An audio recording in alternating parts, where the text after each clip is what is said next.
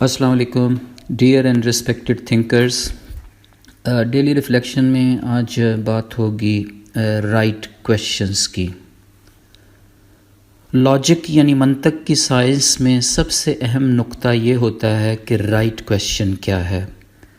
درست سوال اٹھانے پر ہی درست جواب مل پاتا ہے. بے ترتیب اور غلط سوال کا جواب تو نہیں مل سکتا.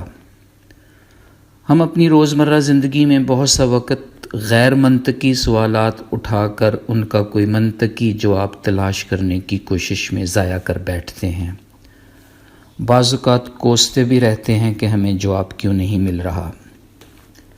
زندگی کے ہر میدان کی طرح تعلیمی شعبہ میں بھی شاید اللاجیکل کویشچنز ابھرتے رہتے ہیں، طلباء کی طرف سے بھی اور بعض اوقات اساتذہ کی جانب سے بھی. ایسے سوالات کا ذہن میں ابھرنا تعلیمی سسٹم میں ایک بہت بڑے فلاح کی طرف اشارہ کر رہا ہوتا ہے. سسٹم کی خرابی یہ ہے کہ ہمیں اپنے سبجیکٹ کا شعور انفارمیٹیو حد تک ضرور ہوتا ہے، مگر لاجیکل پرسپیکٹیو میں ہم شاید ویک ہوتے ہیں.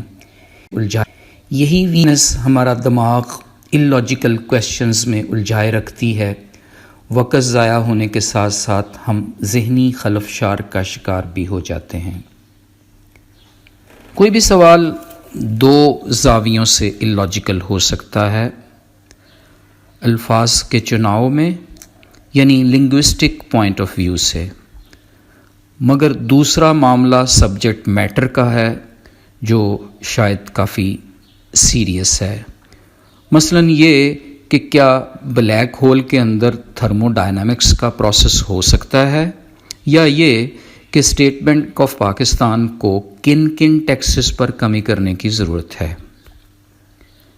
ایک معیاری اور لاجیکل سوال کنسٹرکٹ کرنے کے لیے ذہن میں بہت سے سوالوں کا جواب پہلے سے موجود ہونا ضروری ہے.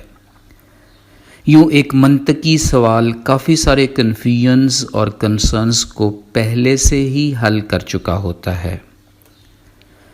ایسے ہی سوال کے متعلق خوبصورت فرمان یہ ہے کہ سوال کرنے میں ہی آدھا علم موجود ہے.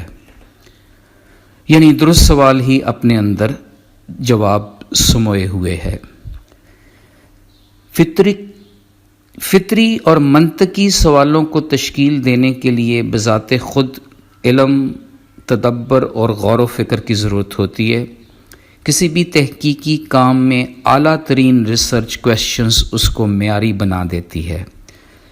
جب علمی لگن سے درست سوالوں کا تعین ہو جائے گا تو پھر درست جواب بھی یقیناً مل جائیں گے. بالکل ویسے ہی جیسے نیوٹن کے ذہن میں یہ سوال ابھرا کہ سیب نیچے کیوں آیا، اوپر کیوں نہیں چلا گیا. اس خوبصورت سوال کا جواب گریویٹیشنل لاز کی شکل میں مل گیا. فی امان اللہ. اللہ حافظ.